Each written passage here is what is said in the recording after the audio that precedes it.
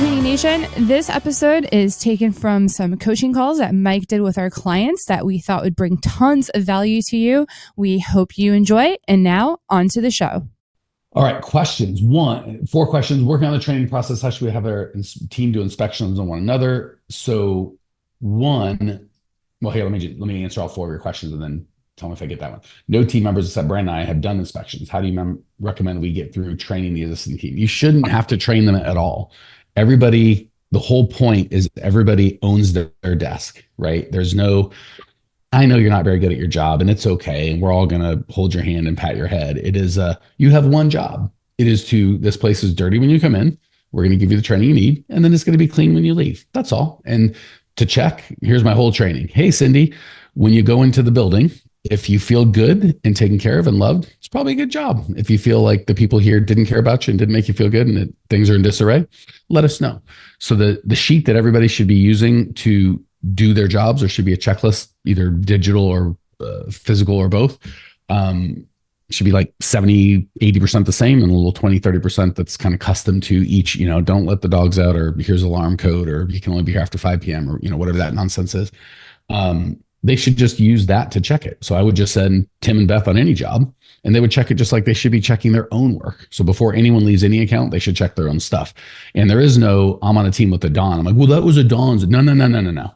Everybody checks everything. Y'all are goddamn adults, and don't you put your name on it. Don't you leave the building until the whole thing's good. And I don't give a crap whose stuff it was.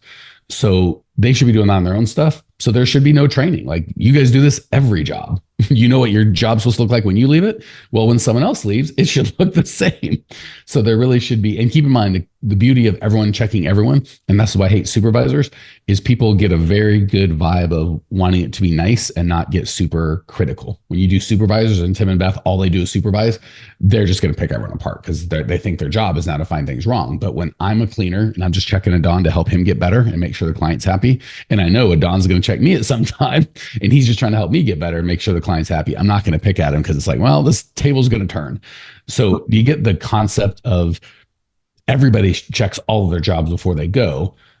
At least once a week, people should be checking someone else's job, and they check it exactly the same way they would check their job before they leave, which they should be doing included. Does that make sense? It does. Okay. So it's probably just a mindset of Brandon and I are magic and no one else is magic, which is super caustic. It just needs to be, everybody can do this. If I can't trust the Don to check Cindy's work, I can't trust the Don to check a Don's work. And if I can't trust the Don to check a John's work, a Don can't work here anymore as a cleaner. Like, True. Like, what are we doing? Yeah. I was thinking about this. You brought up a really good point. I just want to touch on it really quick because you said that if I just lost it. I just had it. So it was about if it'll come back to me. Sorry. I'll go on number 2. If you get it, just let me know. Thanks. So number 2, how do you budget for this? How long should inspections take in ratio to this is done differently? Okay. So these are a bunch of questions. So for everybody, this is the same question that I want to kind of get for everybody. One of the reasons we do the hiring funnel is people quit all the time, and they do so without notice and sometimes in bunches.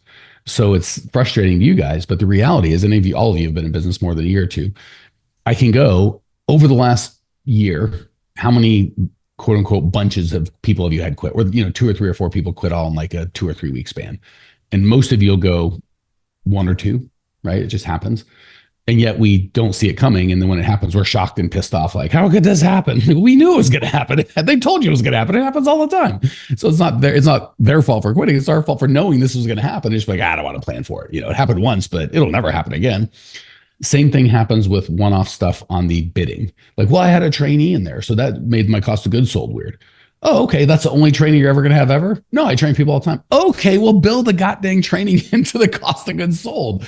So when it comes to whether it's training or whether it's inspections or whether it's this guy's just slow or whether it's Cindy's cat's great or whether it's they walked in and a bomb hit it or someone forgot a thing or somebody didn't show up, we act like these things are never going to happen. So we bid like if my best cleaner was cleaning it and nothing went wrong, and he was at full capacity, how long would that take? We're like 2.5 hours. Like, all right, that's how long it takes. Like, no, it takes 3, right? So we want to build in all of it. So the checking really, A, should be done by the scheduler.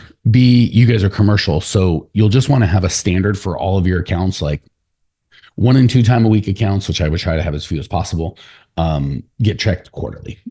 3 and 4 time a week accounts get checked monthly. 5 to 7 day a week accounts get checked every 2 weeks. So the minimum on the internal side is I want every team to check at least one job at least once a week. So not every day, not every shift, just one job once a week. That's all. And then also you want to make sure those minimums are getting hit for your internal standard of here's how often each job should be checked. And the scheduler should put all that together. In terms of budgeting for time, if you take out travel, and don't take out travel, but the scheduler have a little common sense. If there's a place 10 minutes away or an hour and a half away, we'll have them check the place that's right next door. The checking should really just take 10, 15 minutes. It's not a big deal. They just walk through it. So and obviously if there's a mistake, they fix it. But again, 10, 15 minutes. And again, low end, they should be checking 1 a week, high end 2 or 3 a week. And since this will make your cost of goods sold higher, that means the price will go up. You're like, ooh, that's not fair. If you think about the client from their perspective, if they're like, I just want the cheapest thing. I don't want you to check anything. I don't want anything to ever go wrong. I don't care if I expect you never to train anyone. I expect the people, I don't want to pay travel. They should just live here. Well, that's an unreasonable standard, right? So these are all things that benefit the client, or it's just reality. Yeah, sometimes things happen and it goes a little slower. We could pay people $50 an hour who would never forget anything, are always perfect, but you can't afford that. So we pay $20 an hour and we deal with 90% of the time things go pretty well. And every now and again, there's a little thing that goes extra and we've got that built in. It's just called being a professional. And any regular clients who be like, well, yeah, of course I want my thing checked periodically. And of course, and if it's $2,700 a month as opposed to $2,450, but you've got systems and processes that people write and things are getting checked and great. That's what I'd rather pay that. Okay. Did I answer question number 2 on the budget side of it? You did, and my question came back to me on hit it before you forget it. Yes. So if we have a team of 2, we do right now, or we did recently, that one of them is like an A+ player, the other one is maybe we're finding a B-, C+. She had said that she needed to check up and clean after him, but when I went in, I don't know, there was just some discrepancy. There's a lot of mindset stuff going on here, but I'm just thinking going away from supervisors, what's the best way to handle situations where you got a team that is just not quite working as well as it should, and the whole checking up on each other, one of them's finding some stuff, and go in. First of all, I don't like. Are they telling you this in front of the other teammate or in private? In private. I wouldn't accept that at all. Never. Okay. If Cindy came to me and go, I've talked to Don, he's kind of a dick, and I don't know. I'd be like, let's get a Don in the room, and then we can say, oh no, I don't want to do that. Okay, then shut up. Now I know that. Sorry, Cindy, I love you, girl. But if that were the circumstance, now I know the problem ain't a Don, it's Cindy, right? Because she's the gossip. If she's like, yeah, I really don't want to, but it's important that the health of this group stays good, and I really do think so. Now, a Don's probably the problem, but at least I can get a goddamn conversation. So I take 0 gossip in my thing. I'm like 0, 0, 0. You can talk good behind someone else's back. If Cindy wants to come to me and talk about how she loves Vernetta and what a great woman she is and what an asset, I'll listen to that all day long. But as soon as she starts talking shit, no, and I'm not saying she's wrong, and I'm not getting mad at her. I'm just saying, let's bring the guy here. And her response to let's bring the guy here tells you everything. So if she's like, oh, he's a bad person, but I want to talk about it in front of his face, so who's the bad person? What's really going on here? And if we bring him in, I'd be 9 times out of 10, I'm just going to have it core values based, right? So I'm not going to be like, Don, Cindy says you suck. I'm going to say, all right, Cindy, tell me how you're feeling. What's going on? Well, I feel like Don's blah, blah, blah, blah. Don, what's your take? He's just say it is or isn't. And I'm just going to take it back to the core value. What's the most fun thing we can do here? How can we both be real? Cindy, I appreciate you being real, but I want Don to be real too. He may have a different perspective. He may share a perspective. So I'm going to have it core values based. And if we can't sort it, then guess who the very next job that's going to be checked is them. And that's the one time I would probably go and just watch it, just see how it goes in person and see if I can observe it. And so there's really a 2-layered problem, or not problem, but opportunity. Layer 1 is to teach everyone we don't tolerate gossip ever, right? So that is always, you can say anything you want negative about anybody here, but they will be here. Period, end of sentence. That'll probably 90% of the time that solves it. Second,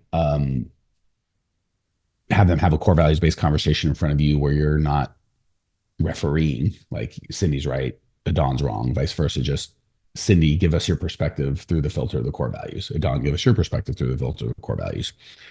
So 90% of the time, just having Adon in the room is going to fix it. 90% of the remaining 10% will be fixed.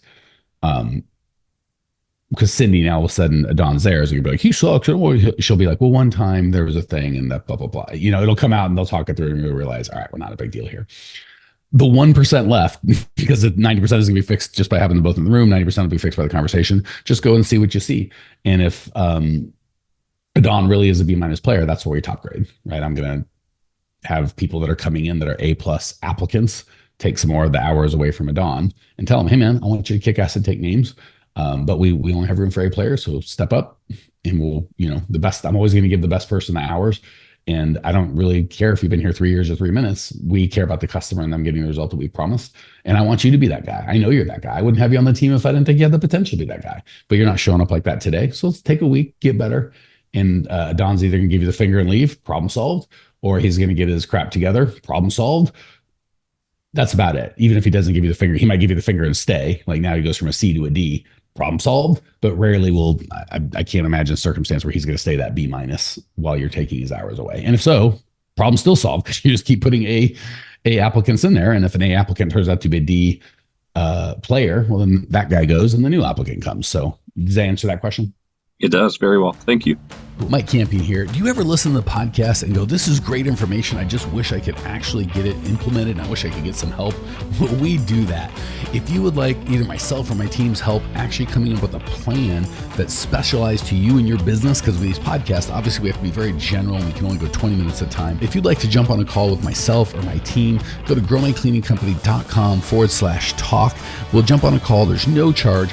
And we'll help you get some absolute clarity around exactly what to do next and how to do it. The reason we don't charge for these calls is the plan that we come up with, people want help implementing that. If that's the case, we're happy to talk about it. And if it's not, that's okay too. We're happy to just help you come up with a plan.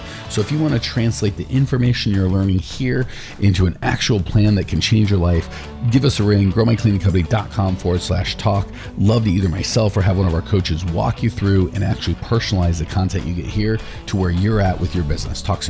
All right. Question number 3, best practice when getting inspection reports from all locations. We have around 50% or better attendance for weekly meetings, but it's not the 90% to 100% we're hoping for. So having these brought to weekly meetings wouldn't be consistent. Is that the best way? Do you have paper or do you have digital? Well, we aren't even implemented yet, so we're trying to just figure that out first, I guess. Yeah, I wouldn't have them turn them in at the weekly meetings. That's 2 separate issues, by the way. I'd have them turn in daily. Even if they're physical, they can still take a picture of their phone and Slack it to you or email it to you or whatever your one form of communication is. Okay. I'm more concerned with 50% people coming to the weekly meetings. Yeah. That, first of all, that's when they fill up their supplies. And if you're commercial and they're just going to a janitor closet location, they don't. I'd say most of the locations are arriving. Like most, 1 out of the 2 people from every location is arriving. So that part, it's not good, but the supplies part is mostly getting taken care of, or I'd be a little more concerned. Well, I'm still very concerned about the show. No, I'm not. Yeah, I'm not concerned. I'm just saying that's one I'm trying. So here's the thing. What we don't want to do for all of you guys, gals, is beat them, right? Like with our events, obviously you guys pay for them. So I want you to come, but there's no like, hey guys, we do 3 events a year. If you miss 2, you're the hell out of here. Like we could do that, but the energy would be not what we're looking for.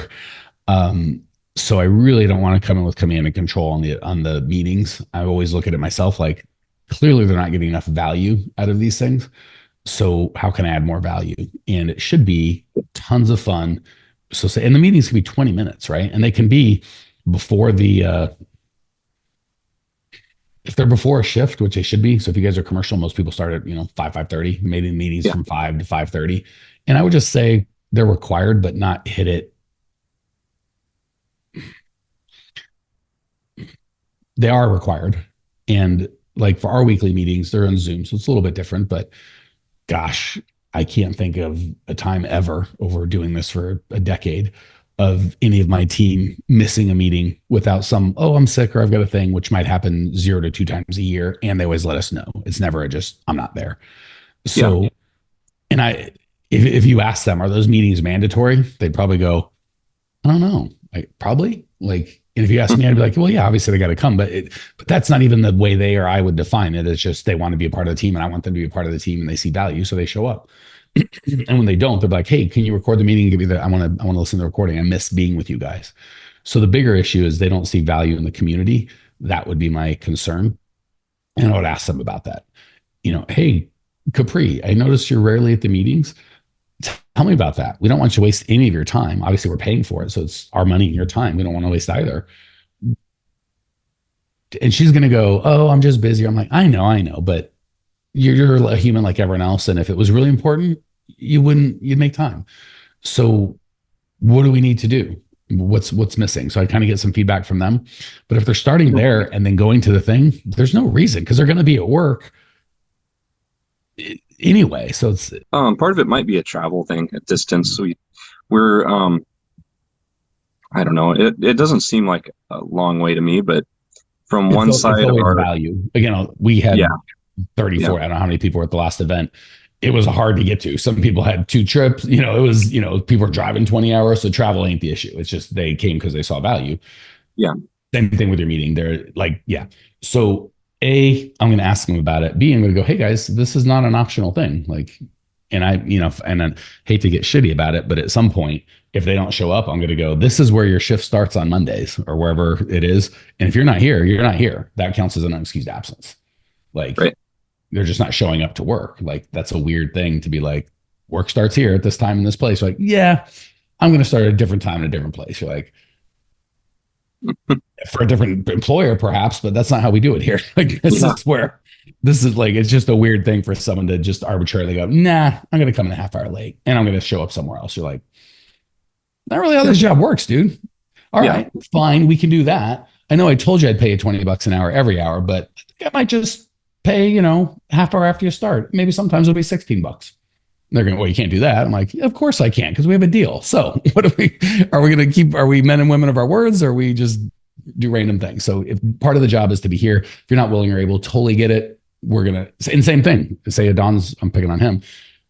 Guess who's going to get less hours? He ain't at the meeting. He's off the schedule all of a sudden. What happened? Oh, you weren't at the meetings. I was assuming you had too much going on with your life. I didn't want to impinge. So we gave it to Vernetta, because she's always at the meetings and she's got a great attitude and she seemed to have time for the job, whereas you seem like you got other stuff going on. Let me know when you want to come back.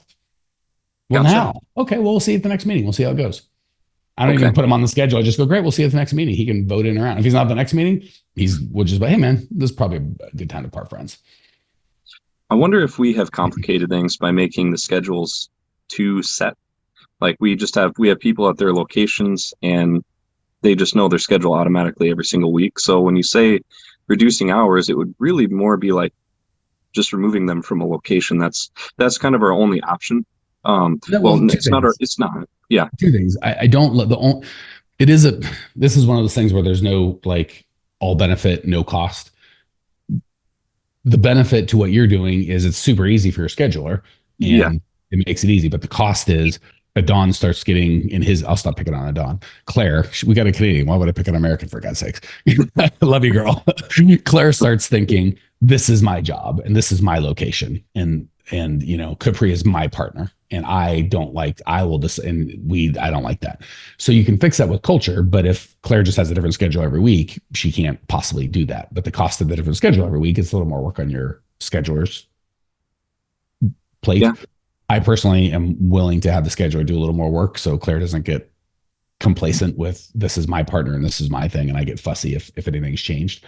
The exception would be 5-day-a-week accounts where that's all they do.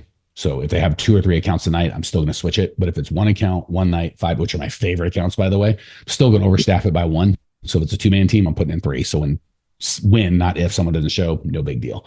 So I'm still going to overstaff it. And then I can still take Claire off or anybody off. Like 3 all the time. Poison. I picked the poison of the schedule's a little hairier, but people are pretty clear that you don't have your own. These are all our accounts. These are all our teammates. None of them are yours. We decide where you go. That's great. That's exactly what I was like. How can we do this differently? That's definitely a way to do it differently. So yeah, and I want to let you know there is a cost, but the cost is it's a headache for the scheduler. And as long as you're not the scheduler, I don't mind. You're paying the guy anyway. Cool. Is that giving you a better picture of how the whole thing kind of fits together? Completely better. Thank you. Cool. And I think there was one more. Otherwise, we have swept with I like swept, but we'd have to make everyone supervisor status. Again, that's fine. I like everyone being supervisor status. I want everyone to own their own. Like Lindsay has a tremendous amount of responsibility. All the schedulers she's hired without even any of my input, any pay, all that. She just handles it. Cool. I never at one point went, Lindsay, here's my magic wand. You're a supervisor. I just always treat her like, this is your job. These are your responsibilities. Handle it however you see fit that are with the core values. And if you have any problems, reach out. And with that kind of loose leadership, she just said, I guess I'm in charge. And I'm like, I guess you are. Same with Suzanne, Janelle. I do zero micromanaging. I do zero managing of them. It's more encouraging and thinking. So that's how it is with the cleaners. Here's how it looks when you come in. Here's how we want them to feel when they come in. Here's your tools. Let us know if you have any problems. Okay. Awesome. Start giving them that, like, holy shit, I guess I'm in charge. Or like, I guess you are. And the opposite happens when you have a supervisor. I'm going to check it. And so, by the way, that's why everybody checks everybody's thing. If Cindy's a supervisor, I'm telling, Capri, you're dumb. Cindy's smart. You can half-ass it because Cindy's going to come save everything. And then I'm telling Cindy the same thing. It's a weird vibe. But when it's like, no, Cindy's just a cleaner. You're just a cleaner. We all make mistakes. When Cindy checks your stuff, just to help you get better. When you check Cindy's stuff, it's just to help you get better because we all make mistakes. But it's not like a hierarchical kind of a thing.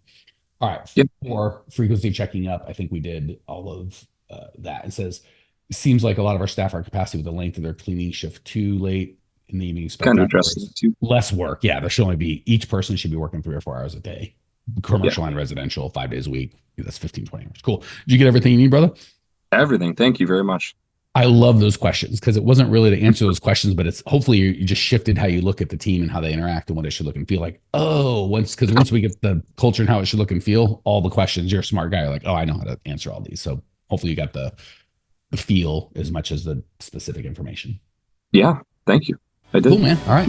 Hey, Cleaning Nation, if you dug the content you just got, we don't do any ads and I don't sell anything on this podcast, but if you would just subscribe, rate, and review, it would be huge and I'd be so appreciative. Not only is it going to help me, but you'll help other owners of cleaning companies across the world work less, make more, and get profitable. So if you appreciate the value we give, again, subscribe, rate, and review. It would mean the world to me. I'd really appreciate it.